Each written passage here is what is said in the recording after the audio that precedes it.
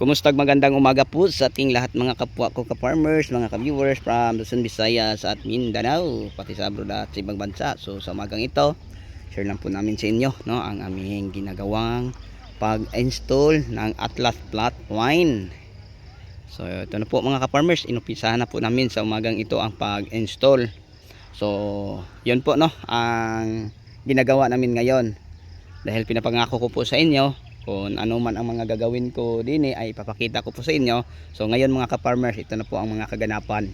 So kapon nag-install tayo ng straw. Ito ang straw na ating ini-install, no? So kahit anong uri. So ang ating ginagamit yung diamond na straw mga ka-farmers. So lahat dito mga ka-farmers, simula sa pagtanim, ano ang mga ginagamit, hanggang nagpusti, hanggang nag-install ng tie wire, nag-install ng straw, ay nagawa tayo ng video. So ngayon yung pag-install naman po ng Atlas Flat Twine, ipapakita ko po sa inyo kung paano.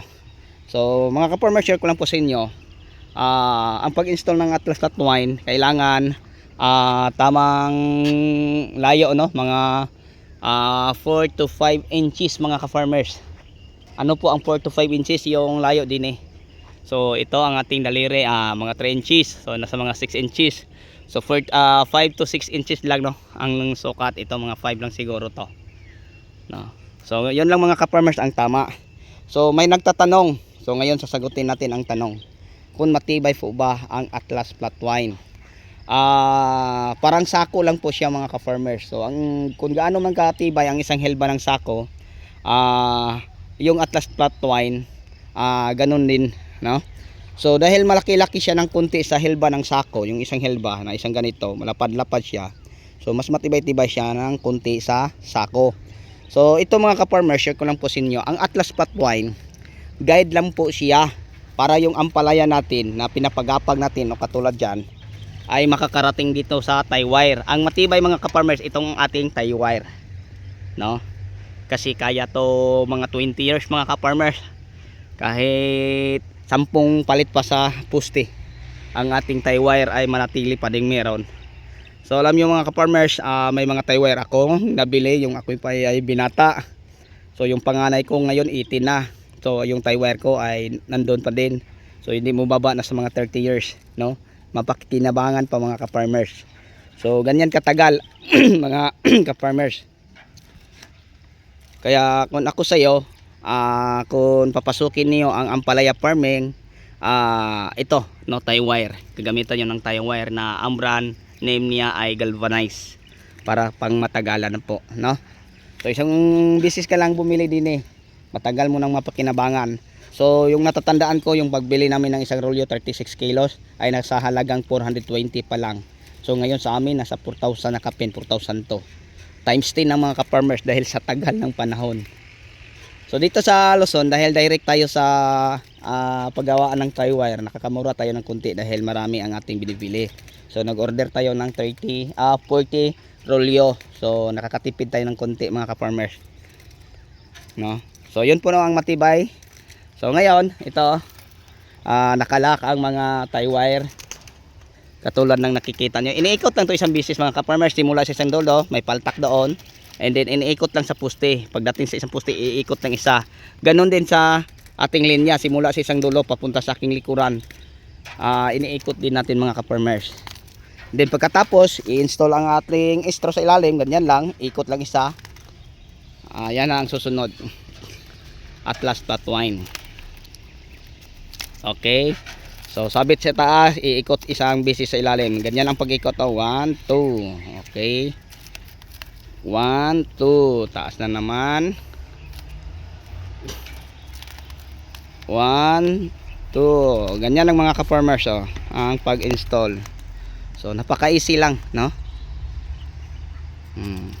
Taas isa, dalawa sa ubo, baba, sa itaas isa. Ganyan lang mga ka-farmers. Ayusin natin ang ating video para makita ninyo. Okay, so abangan nyo ang susunod na gagawin ko dito, na ituturo sa inyo kung paano ipapagapang ang ating mga ampalaya. So ganyan lang mga ka-farmers, mga ka-viewers ang pag-install. So pagkatapos ito ituturo ko sa inyo kasi kailangan to ninyong malaman mga ka-farmers, no? So kung tingnan natin napaka-easy lang, pero mas mayroon pang mas mabilis pa diyan at saka safe ang tanim. So abangan nyo kung paano gagawin ko, gagawa natin ng video. So kayo ngayon yung nag-install muna ang ating gawa ng video. Dahil may kataasan na ang ating mga ampalaya, kita nyo, gagapang na sila sa lupa, oh. May mga sanga na. Yan. So ito muna. Pagkatapos ito ipapaakyat.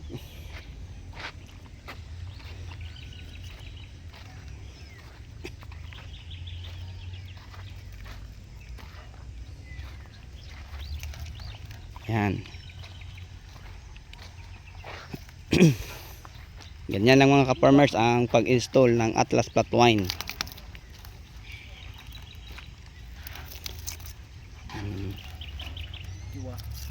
Balik kiwa. Kiwa kayo dili balik dili. Puwanta kung wala.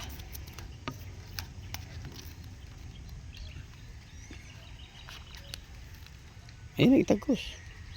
Kiwa kayo dito na ko ikuan. Lipat ka sa kabila. So yan, lipat siya. Aigo sa lingkad. Ganyan lang mga ka-farmers.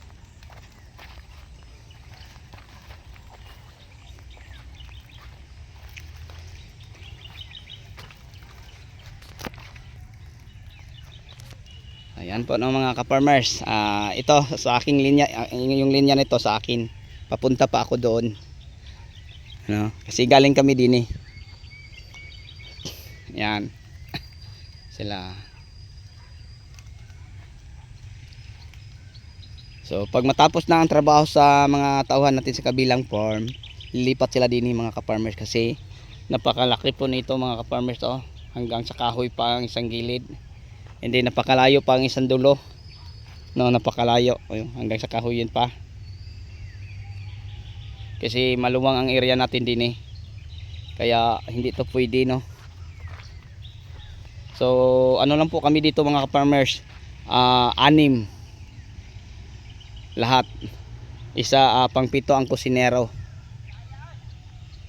So yung kusinero, ang trabaho niya magsaing, magluto ng ulam namin, and then may mga punla kami sa greenhouse siya ang mag-aalaga. Yan. So maganda nang tingnan mga ka-farmers pag halimbawa ay ganito na ang kalagayan nila, ay nakakaakyat na. Yan. So yung mga sanga nito mga ka-farmers, hindi ko to puputulin. Alagaan ko to sila hanggang makakaakyat sa itaas. So ang taas po ng ating balag na sa mga 6 feet. So yun po ang maganda mga ka-farmers. Nasa 6 feet po ang taas. Yan. Nakakatuwa ng tingnan pag may gapangan. So kayo dyan mga ampalaya, antay-antay lang kayo ngayon at bukas. Siguradong matatapos na ito siguro. Kung hindi man to matapos bukas, basta kunti lang ang matira nito. Okay, so yun lang po siguro. Hanggang dito na lang. Maraming salamat. Bye bye and God bless. So kung may mga katanungan man kayo o mga video na ipapagawa, paki-comment na lang po para kung wala pa man akong nagawang mga video, gawan natin. Okay, so sa patuloy ninyong pag-request ng mga video, patuloy tayong makagawa ng content. At saka sa lahat kong mga baguhang subscriber, bago natin to tatapusin, may love shout out po sa inyo. At saka sa mga subscriber natin na patuloy na nagsuporta, at saka sa mga viewers natin. So sa inyong lahat, maraming salamat po. Happy watching, bye bye and God bless, at mabuhay ang magsasakang Pilipino. Thank you po.